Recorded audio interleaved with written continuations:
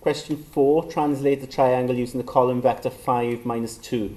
And remember, this is just like coordinates. The first value tells you how many you move across, right?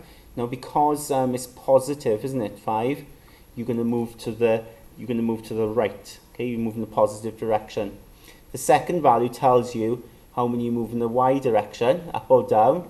Now, in this case, because it's minus 2, you're going to move down. Okay, so let's move this shape. I focus on the corner points. Let's do this corner. You move it across 5. So you go from minus 1. Let's move it across 5. You end up at 4. Okay, so you move it across 5. You end up at 4. And then you've got to go down 2, haven't you? Down 2. So down 2, you end up there.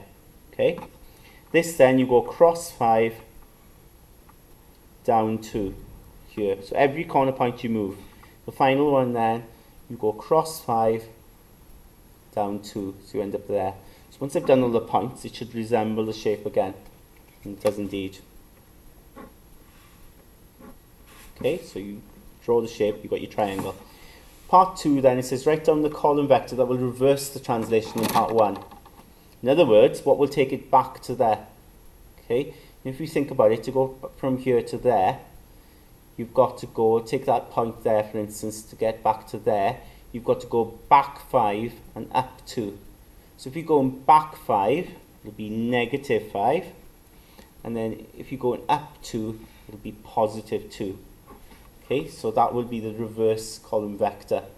Alright, and as you can see, if you compare it to that, it is like the opposite, isn't it? Because 5 becomes negative 5, and the negative 2 becomes positive 2.